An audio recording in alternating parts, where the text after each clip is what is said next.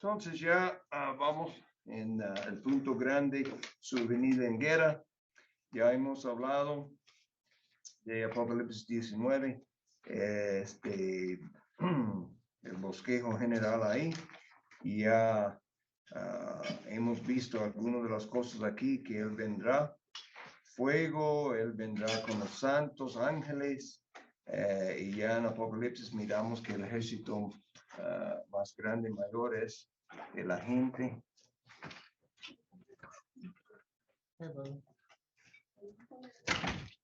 Ajá. Ok, entonces ya estamos. ¿No tienen su bosquejo, hermanos? ¿No? Ok.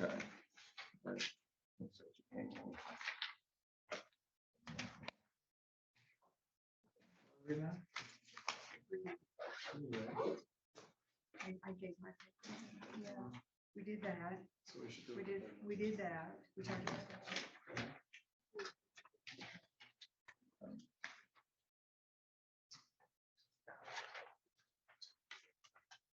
Mine to Roxette. Do you have another one? No. That's okay. I gave it to, I thought I had I thought, Rose, I'm coming, Ok. Don't ask me. Ok. Ahora, entonces vamos estamos en su venida en guerra, bajando al número 3, chiquito, vendrá para vengarse. Vendrá para vengarse. All right, entonces para nosotros, usted y yo no debemos buscar la venganza, ¿verdad? ¿Y qué dice la Biblia? La venganza pertenece ¿a quién? A Dios. ¿Okay? Porque Dios es el único que puede buscar la venganza santamente. Usted y yo permitimos nuestra carne de entrar el asunto, ¿verdad? Pero Dios es nada más que una muestra de su santa ira en contra del pecado. All right, vamos a empezar. Aquí, hermana Brenda, mira el segundo de Tesalonicenses 1, 8 y 9.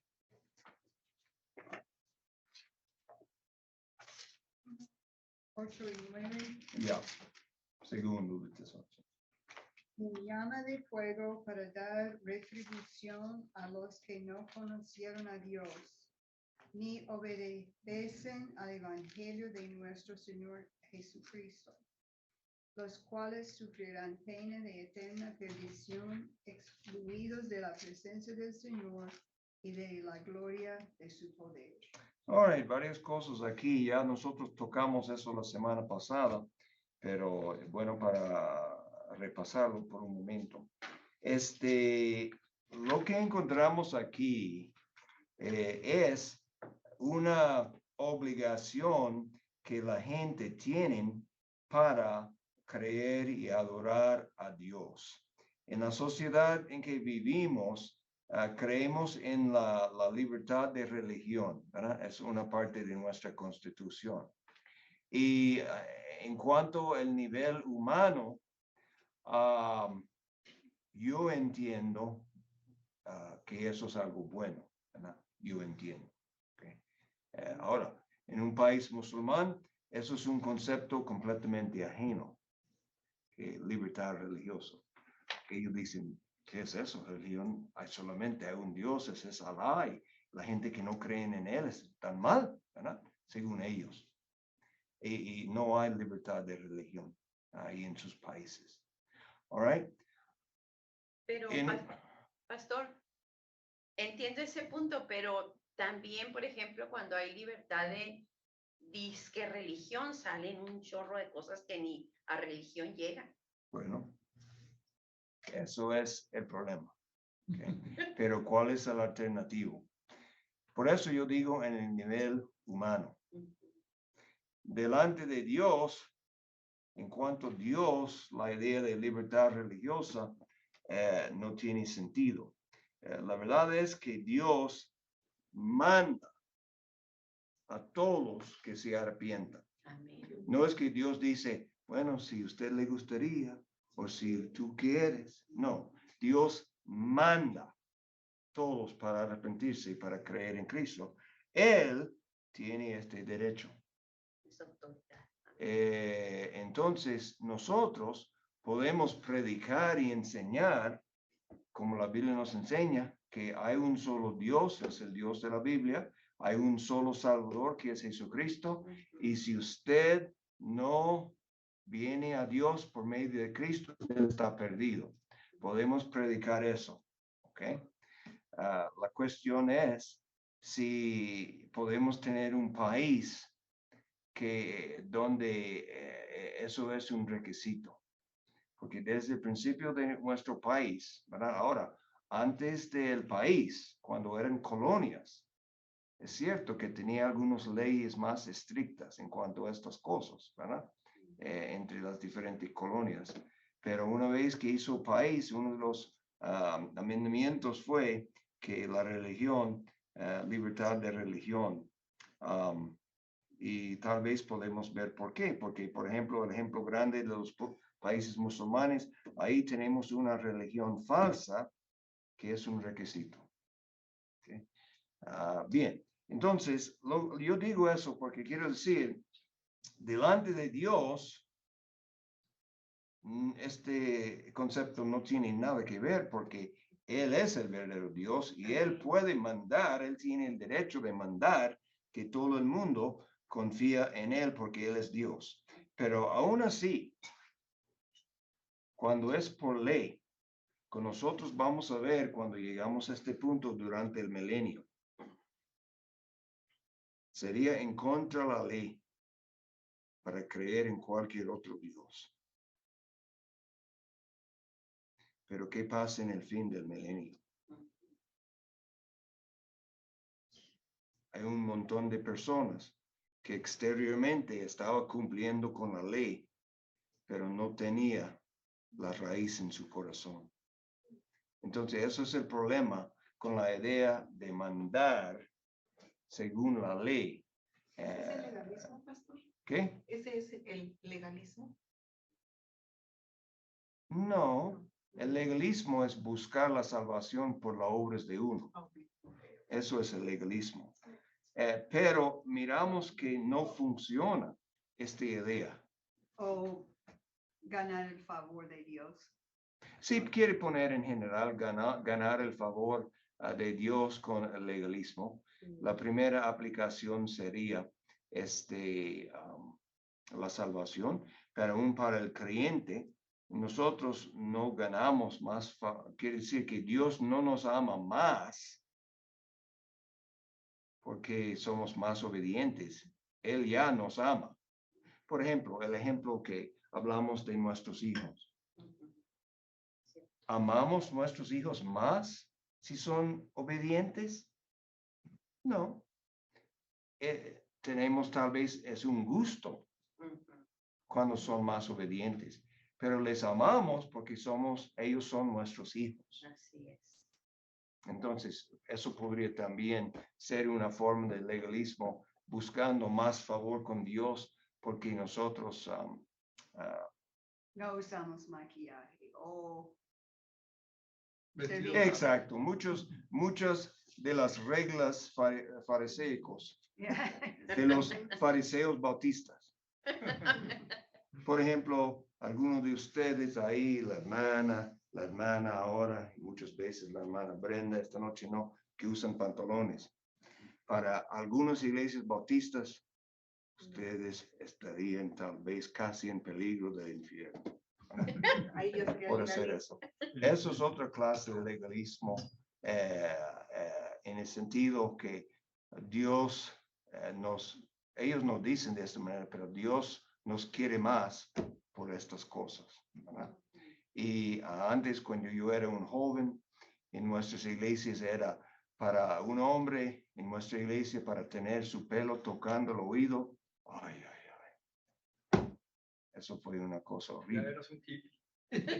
Ya, más o menos. Pero eso fue precisamente la razón. porque eso fue la época de los hippies y eso fue un señal de rebelión. Entonces el pelo en realidad no tenía nada que ver. Yo no creo que Jesucristo tenía el pelo como en muchos de los dibujos, hasta aquí, como mujer. Yo no creo eso por un momento. Pero a la misma vez que yo dudo que él tenía el pelo como usted y yo, como el estilo romano. En esta época los romanos tenían el pelo de esta manera que usted y yo tenemos. Lo más probable es que él tenía pelo, bueno, por aquí, ¿verdad? Como un hombre, pero no como un marín, como nosotros, más o menos. Pero eso es otra forma, como ella menciona. Pero número uno de los fariseos buscaron su salvación por sus buenas obras y eso fue la filosofía general de la gente y incluyendo la idea que si alguien fue rico, tenía que ser alguien muy santo porque la bendición de la riqueza venía de Dios. Por eso Cristo dice, qué difícil para un hombre rico de entrar en el reino de Dios, más fácil para un camello de entrar por El ojo de una aguja. el ojo de la aguja. Aguja, sí, el ojo de aguja. Entonces, y la gente decía, ay, ¿quién puede ser salvo entonces? Porque ellos entendieron mal, como hablamos esta mañana, ellos estaban en oscuridad, en tinieblas, cuando Cristo vino como luz. Y no es una sorpresa que muchos pusiéramos así, ¿verdad? Con esta luz y no querían a Cristo y eventualmente le crucificaron. All right, entonces, los puntos en contra de los desobedientes, ¿ok? Para no creer el evangelio es desobediencia. Y como hablamos esta mañana, Juan 1, ¿cuál es? 1:9, que la luz de Cristo, bueno, vamos a leer el versículo, ¿verdad? Porque no lo tengo memorizado completamente. Pero nadie tiene excusa. Aquella luz verdadera, eso es Cristo, que alumbra a todo hombre en este mundo. De alguna manera, y no puedo decir precisamente los detalles, pero el versículo lo enseña, Cristo alumbra a cada persona. Yo creo de tal manera que si responde a la luz que está alrededor, entonces Dios le da más luz y puede llegar a la fe en Cristo, ¿verdad? Entonces, recuerden, el Antiguo Testamento no tenía tanta información y no sería necesario para creer con toda la información que usted y yo tenemos, solamente para creer en el Dios verdadero, el Dios de Israel. Por ejemplo, Abraham, cuando él fue a leer su Biblia, ¿tenía éxito? No, porque no tenía Biblia. No tenía nada de la Biblia. Entonces, obviamente, él no tenía tanta información como nosotros. Él tenía algunos encuentros personales muy especiales, ¿verdad? Pero no todos los creyentes en esta época tenían este privilegio que Abraham tenía. Abraham conoció a Dios y él enseñó a sus hijos, él enseñó a su familia, a su casa acerca del Dios verdadero y ellos creían, pero no tenía toda la información que usted y yo tenemos, ¿verdad? Pero ahora, después de la venida de Cristo, es absolutamente necesario que la gente cree en el Señor Jesucristo. All right. Hermano, Pero, hermana, Filipenses, Pablo dice, ten cuidado de los perros. Pero, no perros, sino pero. Ok. Hermano, me quedé pensando de la gente que, por ejemplo, hasta cierto punto Entra. Thank you. We're just checking on your signal. It doesn't look like it's going out. Oh, yeah. It's good there. Está bien ahí. As long as you can see yourself, that's fine. Perfecto. All right, we'll work on it. Pero casi no puedo. Está muy chiquito. Ahí, ¿verdad? All right. de la gente que escucha el evangelio, pero a medias. O sea, que no se les habla de la salvación en sus iglesias, que no se les habla del arrepentimiento, y que no se les habla que tienen que nacer de nuevo para que puedan tener una seguridad que cuando mueran se van a ir al cielo con el Señor. Hay miles y miles, incluso en religiones cristianas. Ok, sí, entonces, ¿qué? Entonces, ¿qué con ellos cuando se mueren si nunca les han dicho eso? Bueno, usted me dice. Pero, bueno, no sé, yo estoy hablando de las personas ignorantes, que no, ¿cómo le dijera? Realmente, pues no leen la Biblia, no van nada más a la iglesia los domingos, esto, lo otro, hasta cierto punto inocentes de eso porque se los inculcaron sus papás, sus tíos, sus abuelos, pero no han recibido esa verdad. Ok. Cristo dice, yo soy el camino, la verdad y la vida. Nadie, al menos son ignorantes, viene al Padre sino por mí. Eso es lo que dice. No, dice, nadie vendrá al Padre sino por mí. Entonces, ¿qué? En el infierno, el lago de fuego, mejor dicho, hay diferentes niveles de sufrimiento. Cristo enseña eso. Entonces, pero la única manera para llegar al cielo es para tener fe en Cristo. No tiene que ser una teología perfecta. No tiene que ser una teología perfecta. Muchas cosas que una persona que puede faltar en su entendimiento. Pero algunas cosas básicas tiene que entender. Tiene que entender que es un pecador perdido delante de Dios que merece el juicio de Dios. Y tiene que creer que Jesús, el Hijo de Dios, murió en la cruz y resucitó de los muertos. Y si yo pongo mi fe en Él, el Señor me da la salvación.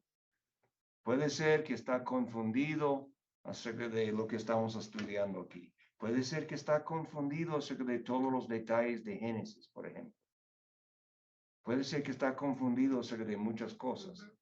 Pero sin fe en Cristo, y tiene que ser la fe como un niño. ¿Cuánto es que un niño entiende cuando pone su fe en Cristo? No entiende tanto, pero entiende lo más importante. Y eso es lo que una persona necesita. Entonces, pero este versículo nos enseña de la manera que habla, es que la gente tiene la obligación de buscar a Dios y de creer en Dios, ¿verdad? Eso es su obligación como un ser humano. Y nosotros lo miramos y decir, pero mira, que no ha tenido la oportunidad. Eso no es una excusa. Por el versículo que leemos en Juan, que Cristo alumbra todo persona que entra a este mundo, y si la persona no actúa en la luz que tiene, es culpable. Algunos más que otros. Si vive en los Estados Unidos y rechaza el evangelio, yo creo que uno está muy culpable, porque el evangelio está en todos lados. Si uno vive en China, tal vez menos, aunque hay creyentes en China, pero el evangelio no está en todos lados como aquí. Tocante a lo mismo, pastor, podemos ver en Hechos cuando Cornelio, él estaba buscando a Dios. Exacto. Él y su familia. Pero no había llegado el evangelio a su hogar. Pero su corazón, él estaba buscando a Dios de todo corazón y hacía buenas obras, hacía limosnas. Él estaba cumpliendo con lo que hasta ciertamente con lo que él sabía. ¿Y qué hizo el Espíritu Santo? Exacto. Mira lo que Dios mandó hizo a Pedro que le llevara el evangelio. Yo creo que eso es un ejemplo excelente. Entonces, una persona que de veras está buscando a Dios, Dios se va a encargar de proveerle el evangelio hasta su hogar. Yo creo que sí. Y otro ejemplo, este hombre, el eunuco de Etiopía, que fue a Jerusalén, obviamente estaba buscando a Dios y compró, y eso fue costoso, estoy seguro, Isaías. y estaba leyéndolo en su carro regresando a su país, pero todavía no había creído. Estaba pensando. Otro ejemplo es Graciela. Sí, habla. Ella estaba, pues tenía mucho problema de Eso su hijo, de su familia, y ella estaba desilusionada con la iglesia católica, y ella decía, Dios, yo te quiero saber, yo quiero saber la verdad, yo no quiero ser hipócrita, no me gusta lo que está pasando, ayúdame a encontrarle. Y ella dijo que entró al Dunkin' Donuts un domingo por la mañana, y ella miró a Isabel y que fue como un imán. Ella dijo, yo no hablo con la gente, pero yo fui a hablar con ella. Y de allí llegó a la iglesia y recibió al Señor. Tremendo ejemplo ahí. Dios no Él tiene... obra cuando uno está buscando la verdad. Él obra. Y el testimonio también del hermano Félix.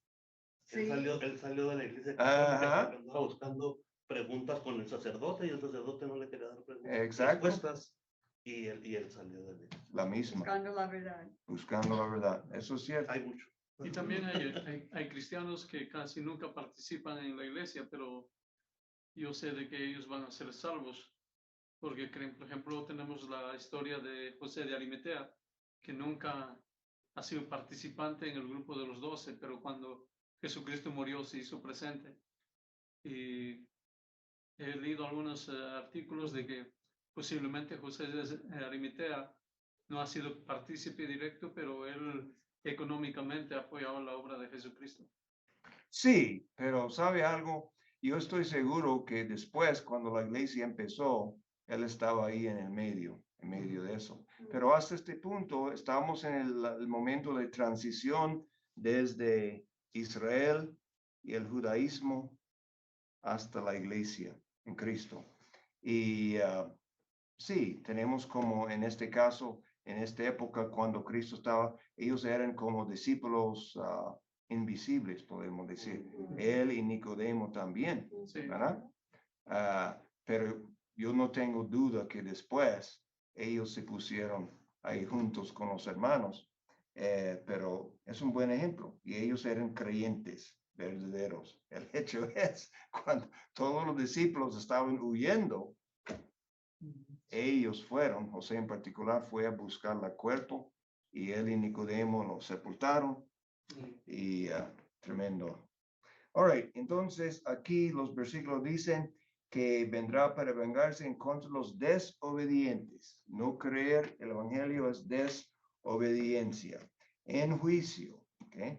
Ahora no estamos hablando del castigo de amor que el papá tiene para sus hijos y Dios tiene para nosotros. Estamos hablando de juicio, en destrucción sin fin. Y eso es interesante porque cuando pensamos que algo está destruido, ya se acaba.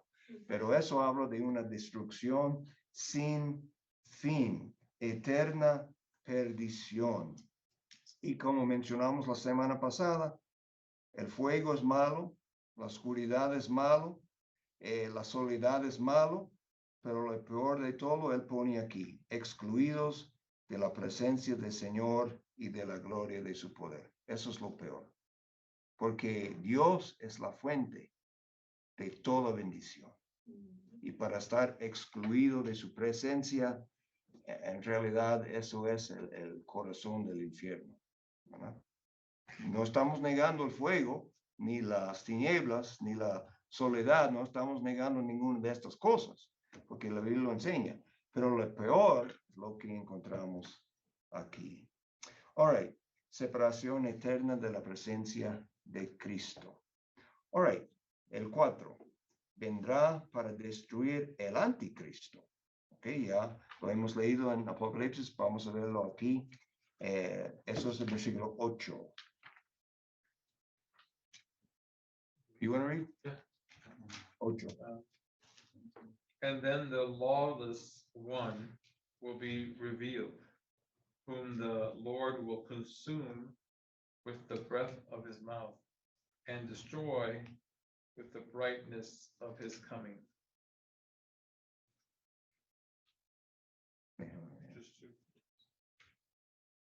Yeah. What chapter? 2:8. 2:8. ¿Ok? Entonces, aquel inicuo es el anticristo. ¿Ok? Y el fin del anticristo es que el Señor le va a matar, y sabemos, le hemos leído eso en Apocalipsis 19, matará con el espíritu de su boca. Eso nos da de entender cuando habla en Apocalipsis la espada que sale de su boca, y voy a darle una lección en el griego, ¿verdad? Lo poco que puedo darle, ¿verdad? Yo no soy un escolar grande del griego, pero la palabra en el griego para espíritu es pneuma. Mejor si ponemos, por lo menos en inglés, decimos así como neumático, que habla de aire. Entonces, la misma palabra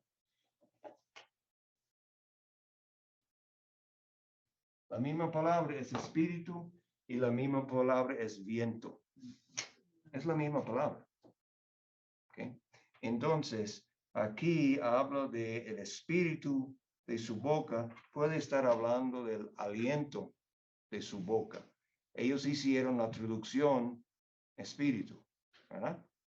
Pero es la misma palabra para viento. Hermano, fue lo mismo que pasó en los inicios de la creación, ¿no? Cuando Dios formó. Ajá. Dice que sopló en él espíritu. Ajá. Lo mismo. La misma idea. En hebreo es la misma cosa, que la palabra para espíritu y la palabra para viento o aliento es lo mismo. ¿Cuál es la palabra? No puedo recordar la palabra ahora. Pero es la misma palabra, es la misma idea. ¿Ok? Y entonces, aquí, como decimos en Apocalipsis, se usa la palabra espada. No creemos que una espada de metal, Cristo va a abrir su boca y sale una espada de metal. Estamos hablando como aquí, el espíritu de su boca, el aliento, en otra palabra, yo creo su palabra de poder. All right, entonces, dice aquí, con el espíritu de su boca, con el resplandor de su venida, ¿verdad? Destruirá con el resplandor de su venida. Hablamos de luz esta mañana, y eso fue un punto que no hablamos. El poder de la luz en este sentido. El mismo resplandor de su venida va a destruir los enemigos. En el día de hoy, ellos han desarrollado una arma que puede ser muy útil. Eso es una luz tan brillante que afecta el cerebro para causar falta de conciencia. ¿Ya? Y todo, si fueran a hacerlo aquí en este cuarto, si tenemos los ojos abiertos, todos vamos a caer inconsciente. Eso puede ser útil si usted no quiere matar a la gente, pero quiere neutralizarlos. Y obviamente no va a funcionar ahí en cualquier situación, pero algunos sí. Y las luces son muy especiales. ¿Okay? Bien. All right. Entonces, con su resplandor. B, él vendrá para establecer su reino. Okay? Recuerde, estamos hablando aquí del fin de la tribulación. El fin de la tribulación, cuando eso va a pasar, cuando Cristo viene en guerra. All right. Vamos a mirar Romanos 11:26, hermano José. Romanos 11:26. Qué conveniente sería para nosotros si el Señor mandó a alguien para escribir el libro que dice todos los detalles de la segunda venida. Pero en vez de eso tenemos que buscar aquí, por allá, en todos los sitios que los escritores hablan del asunto. Romanos 11:26 dice, y luego todo Israel será salvo, como está escrito, vendrá de Sión el libertador, que apartará de Jacob la impiedad. All right. Entonces, Israel está pasando por la tribulación, y vamos a hablar de eso mucho más cuando llegamos al estudio de Apocalipsis en detalle. Pero por la primera parte de Israel, el anticristo va a ser su amigo. pero por la mitad va a contaminar el templo, entrando ahí diciendo que Él es Dios. Israel va a huir y va a ser perseguido, muchos van a morir, pero en el fin todos van a creer en Cristo, quiere decir todos los vivos. Como dice, todo Israel será salvo. Y cita el Antiguo Testamento, vendrá de Sión el libertador. Eso hablando de nuestro Señor Jesucristo. Finalmente entregará el reino al Padre. Eso es, ahora hemos brincado 1000 años. Eso es en el fin del milenio, porque durante el milenio Cristo va a reinar sobre la tierra. 1 Corintios 15, 24. Hermano, este pasaje se refiere a la restauración cuando dice Sion, está hablando de la restauración de Israel, ¿no es así? Entonces quiere decir de que el año 1946 o 48, cuando fue fundado o restaurado Israel, se cumple ¿cómo se llama? ¿Profecía? No necesariamente, porque el Israel que tenemos ahora ciertamente son judíos, pero son judíos en incredulidad. La gran mayoría de los judíos en Israel no solamente no creen en Cristo, la gran mayoría ni creen en Dios, su propia religión. Ellos son básicamente una nación que son judíos por su cultura y ya tiene su propio país, pero solamente pocos de los más, ¿cuál es la palabra? Ortodoxos que tienen una fe seria en el Dios del Antiguo Testamento, por lo menos, aunque sabemos que el mismo Dios del Nuevo, pero para ellos no. Pero la gran mayoría de los judíos son agnósticos, hasta ateos, y la gran mayoría no creen en la vida después de la muerte. Entonces, yo creo que el cumplimiento de eso habla cuando todo Israel viene a fe en Cristo. Pastor, aquí, bueno, de eso que hablamos de Israel, porque dice aquí, todo Israel será salvo. Exacto. Entonces, ellos van a ser salvos. Pero hasta ¿Quiénes ellos? Sí, ellos, los israelitas. Los que están vivos en este momento. Los que usted dice que ellos no creen ni en Jesucristo ni creen en Dios. Ellos son bueno, la gente ahora, si mueren antes que lo que pasa aquí, no van a ser salvos. So what does this mean? Pero entonces, ¿a qué se refiere con todos? What do you mean? Well, lo que significa es, por ejemplo, si fuéramos ahora mismo en la tribulación, y si fuera así, no vamos a estar tan cómodos, ¿verdad? Pero, y llegamos al fin de la tribulación, y el Señor Jesucristo viene, y todos le van a mirar, y hay otras profecías que hablan de eso, que van a mirar Él, quien ellos, ¿cómo se llama la palabra? Bueno, quiere decir Él que ellos crucificaron y van a creer, ¿verdad? En el momento cuando Cristo viene, todos los judíos que ya están vivos ahí van a creer en Cristo. ¿Okay? Pero en ninguna manera quiere decir, entonces ya, ¿está claro eso? Ok, perfecto. No quiere decir que todos los judíos a través de todos los siglos van a ser salvos, porque eso sería una doctrina muy nueva. Porque ¿qué dice la Biblia?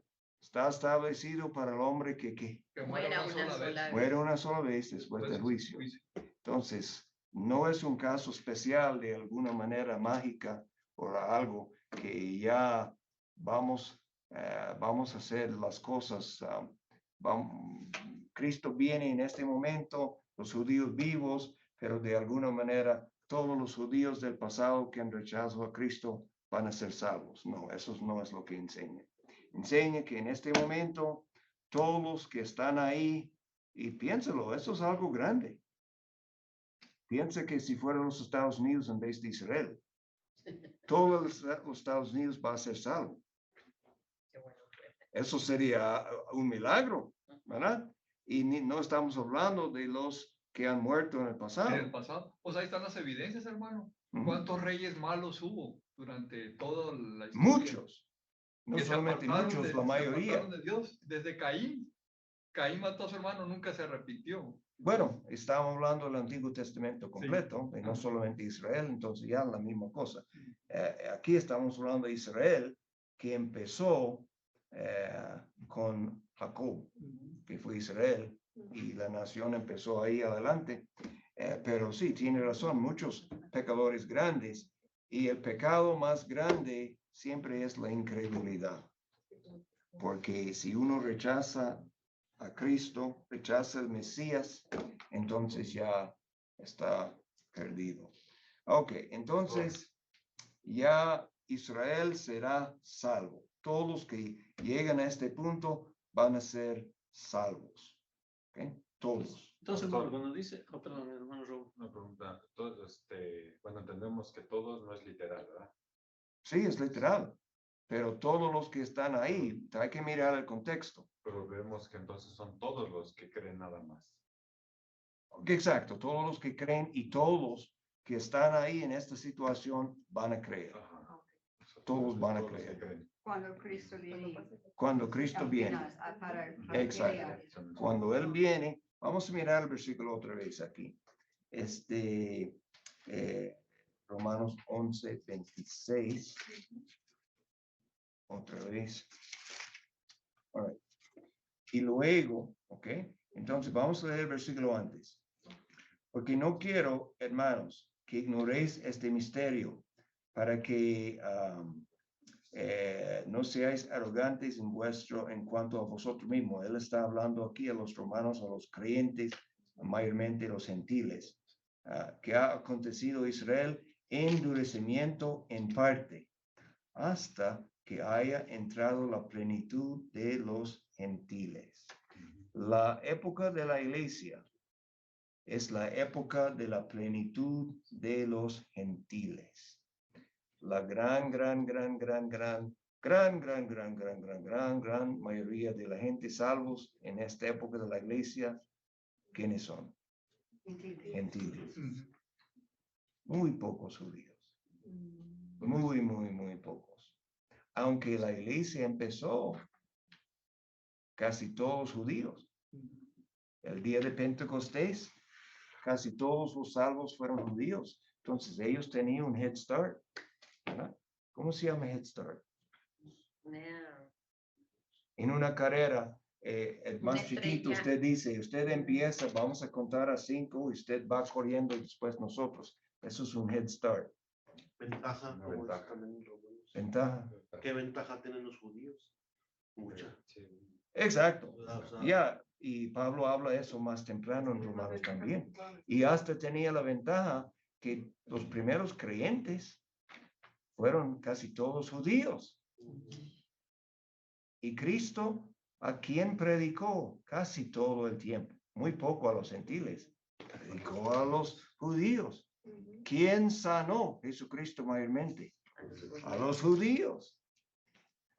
Él hizo todo para los judíos. El hecho es que él mismo dijo, cuando esta mujer le rogó a este gentil para sanar a su hija, ¿verdad? Y dice, mira, yo estoy mandado a los hijos perdidos de Israel.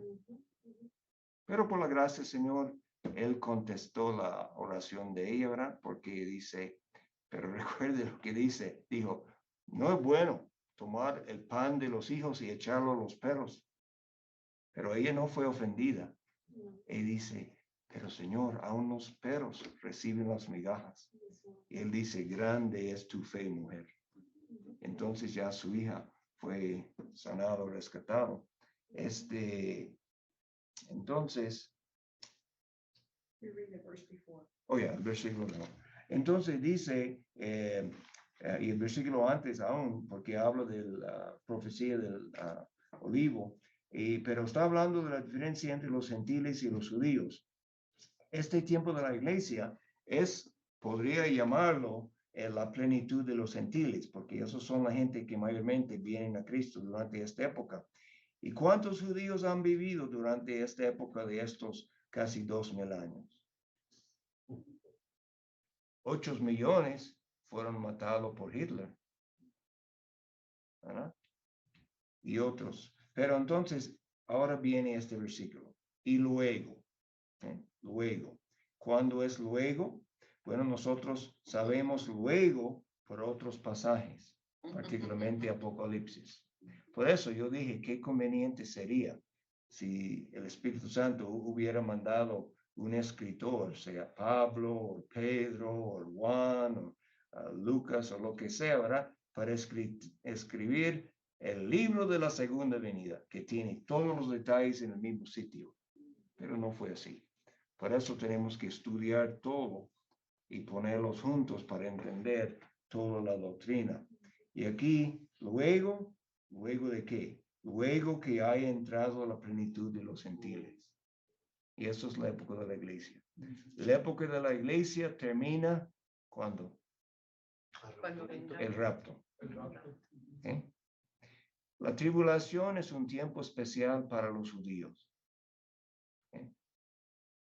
Vamos a ver cuando llegamos a Daniel, los detalles de eso también, y Apocalipsis. Pero luego, y entendemos por Apocalipsis que el luego es precisamente el fin de la tribulación.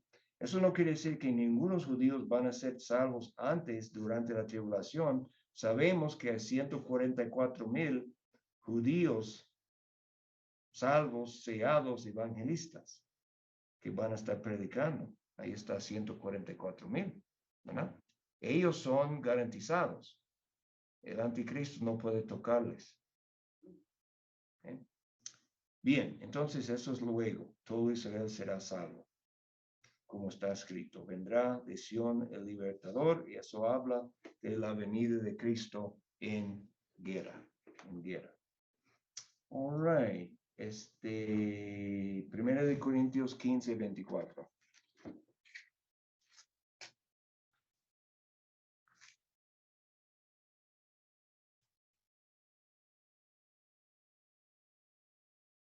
Luego el fin, cuando entregue el reino al Dios y Padre, cuando haya suprimido todo dominio, toda autoridad y potencia. Ok, entonces el fin, eso habla cuando llegamos al fin de todo lo que está en esta, ¿cómo vamos a decirlo? La dispensación que tiene que ver con la salvación de los seres humanos en esta tierra. Y también el juicio. Porque en Apocalipsis ya llegamos al fin de la tribulación. Apocalipsis 20, miramos el 1000 años donde Cristo va a reinar, y muchos detalles de este tiempo vienen del Antiguo Testamento, como vamos a ver. Y después de 1000 años, Cristo está reinando. Llegamos al fin. Y en el fin de todo lo que está ahora, y vamos a ver el cielo y la tierra nuevo. Y este versículo dice que Cristo va a entregar el reino al Dios y Padre cuando haya suprimido todo dominio, toda autoridad y potencia. Y eso es en el fin. Durante todo el milenio, Cristo está reinando. Pero como ya hemos mencionado, hay una gran multitud de personas que adentro de su corazón quedan rebeldes.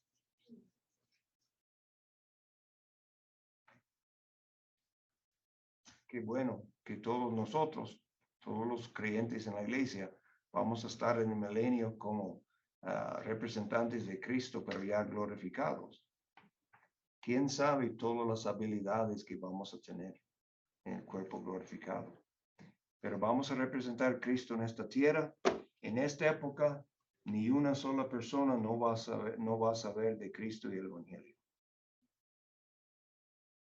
El Evangelio va a cubrir la tierra, la Biblia dice, como el mar. Como las aguas cubren la mar. Exacto, precisamente. Entonces, hablando de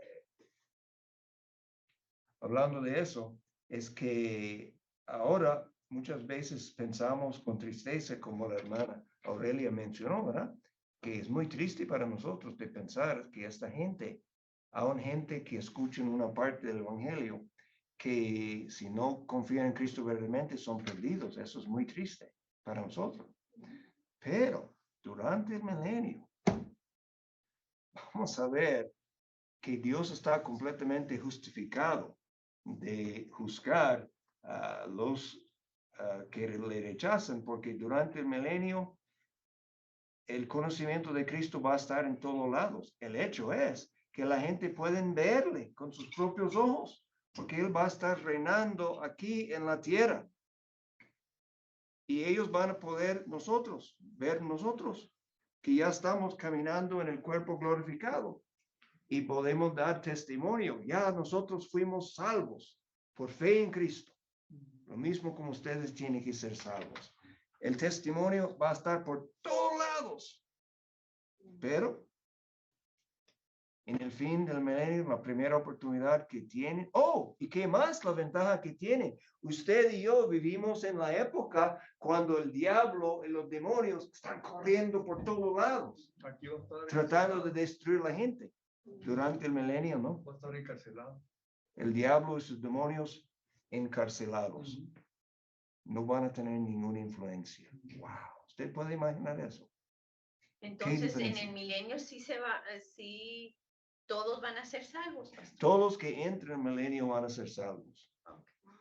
Pero ellos van a entrar y obviamente ellos entran saliendo de la tribulación. Y obviamente quiere decir que son gente que van a ser salvos durante la tribulación. Ellos entran y entran en su cuerpo como nosotros tenemos ahora. Ellos van a procrear, tener más hijos y probablemente la población de la tierra va a aumentar grandísimo, de una manera grande, porque no vamos a ver guerras. Probablemente el efecto de enfermedad va a ser mucho menos. Cosas hasta los animales salvajes. Dice que el niño puede jugar ahí en el sitio de las serpientes y todo eso, el león, y aquí está el hermano león, aquí está el hermano oveja, y él van a ver, hey león, ¿cómo está? ¿Verdad?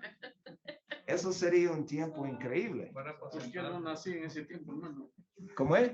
¿Por qué no nací en ese tiempo? Hermano, eso es cierto. Pero a la misma vez, aunque yo creo que muchos van a ser salvos durante el milenio, pero también vamos a ver un gran número que exteriormente se cumplan, pero interiormente son rebeldes. Y en el fin, cuando Dios suelta el diablo, la gente van a seguir en pos de él y ya van a ser destruidos. ¿Verdad? Pastor, una aplicación que podemos hacer es de que cuando pecamos, en veces culpamos al diablo. Sí. Y en veces el diablo no tiene nada que ver, uno es el que peca.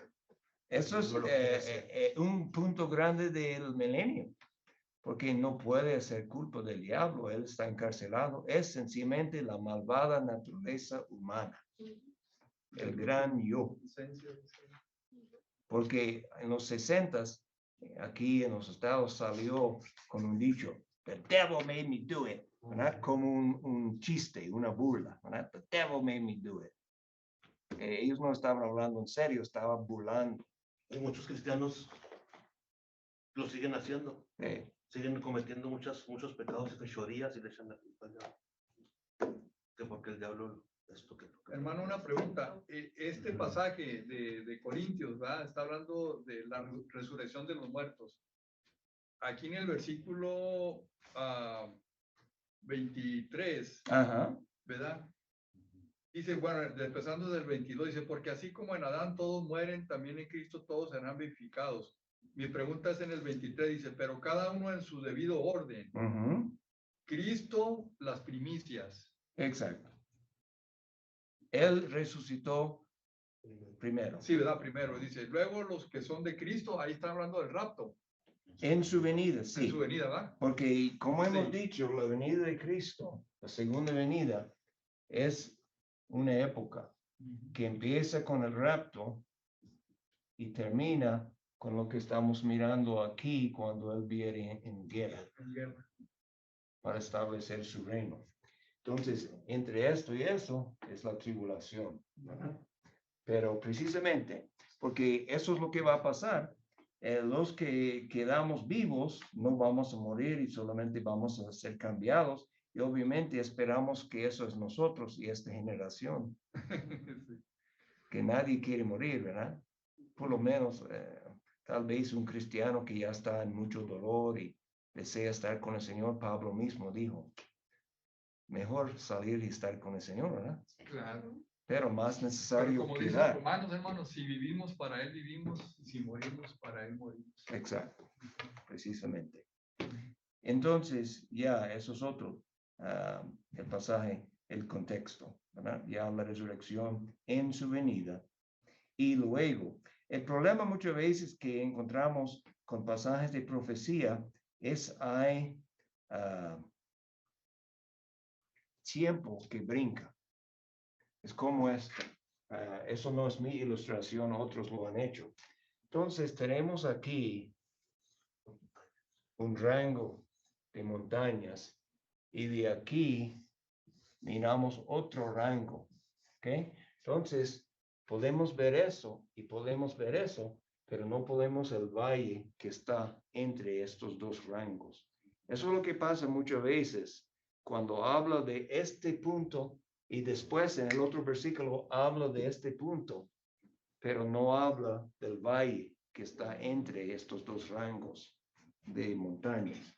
Eso es lo que pasa muchas veces, porque en este mismo pasaje, como usted mencionó, dice, llegamos hasta Cristo, su resurrección, después brincamos toda la época de la iglesia, su venida, el rapto y la resurrección de los santos de la iglesia, y luego, en el próximo, el fin. Brincamos toda la tribulación y el milenio. ¿Y cómo sabemos estas cosas? Porque leemos todo y lo estudiamos y lo podemos poner todo juntos. Ahora, yo lo mencioné en el principio de este estudio. Tenemos algunos creyentes y son creyentes verdaderos, creyentes sinceros, tal vez algunos mejor cristianos que yo, ¿verdad? No lo niego. Pero en cuanto a la profecía, yo creo que están sinceramente equivocados, porque ellos no entienden muchas de las cosas que estamos hablando aquí. Ellos lo miran como algo muy nebuloso. Y muchos de estos pasajes, ellos en vez de interpretarlo de una manera concreta, lo hacen espiritualizando. Y la verdad es, hermanos, que yo tengo que culparles porque eso es lo que hacen los católicos. Ellos tienen un hermenéutico en cuanto a la salvación literal gramático, como nosotros, pero cuando llegan a la profecía, ellos van a la hermenéutica que usan los católicos. Entonces, yo no puedo ver que eso vale. Ahora, no voy a discutir con ellos, porque no voy a convencerles y no van a convencer a mí tampoco, pero tenemos que decir que cambien su hermenéutico. Cuando hablan de la salvación y la vida cristiana, ellos lo toman gramáticamente y literalmente. Cuando llegan a la profecía, ellos lo ponen espiritualizando y todo eso. Y en realidad yo no tengo paciencia con eso. No pierdo tiempo con esto. ¿Verdad? Y si ellos no quieren perder tiempo conmigo en eso, tampoco está bien. No estoy ofendido. El problema es que está grande para mí. Yo admito el derecho que ellos tienen para interpretarlo como ellos entienden. Yo creo que están equivocados, pero yo no digo que son estúpidos o malvados, pero eso no es lo mismo de ellos a nosotros. Ellos dicen, ustedes premilenialistas y todo eso, ya ustedes no son ustedes son ignorantes y todo eso. Para mí eso no me parece una actitud cristiana. ¿Okay? Si ellos quieren estar equivocados en cuanto a eso es su asunto, porque uno puede ser salvo sin tener la profecía exactamente correcta, ¿verdad? Pero yo tengo una actitud hacia ellos que están equivocados, pero son buenos hermanos y todo eso. Pero hacia la otra dirección, yo soy un ignorante y estoy, ¿cómo dice? Trastornando la escritura y todo eso. ¿Cómo es la palabra? Distorsionando. Distorsionando la escritura y todo eso. Y la verdad es que yo no aprecio eso. Porque hay millones de cristianos que entienden la escritura exactamente como estamos enseñando. Y ellos pretenden ver que son, bueno, voy a dejar eso. La cosa es que yo estoy convencido que Dios nos ha revelado muchos detalles para ayudarnos a vivir para Él ahora. All right, déjame ver. Bueno, vamos a dejar el próximo punto porque eso empieza 4 puntos más. All right. Entonces, pero ya tenemos el fin de todo. Aquí Cristo va a entregar el reino al Padre. Vamos a tener el cielo nuevo y la tierra nueva que habla en el libro de Apocalipsis, en el fin. ¿Ok? Muy bien. Bueno, gracias por su gran participación. Eso lo hace estas sesiones muy interesantes. Porque tenemos que pensar. Eso es lo que queremos. So next week will be. Ya, número 3, ¿verdad? Exacto. Yep, al menos el Señor viene primero y ya vamos a tener un conocimiento más personal de estos asuntos, ¿verdad? Amén. Y vamos a tener que dejar todas nuestras cosas aquí. Qué triste, ¿verdad? Muy bien. All right, vamos a orar.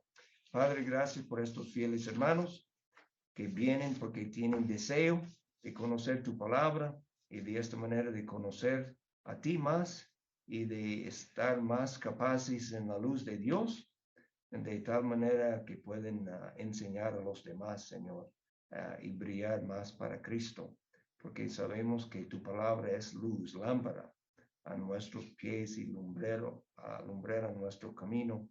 Sabemos que Cristo es luz y Él nos ha hecho a nosotros luces en este mundo también.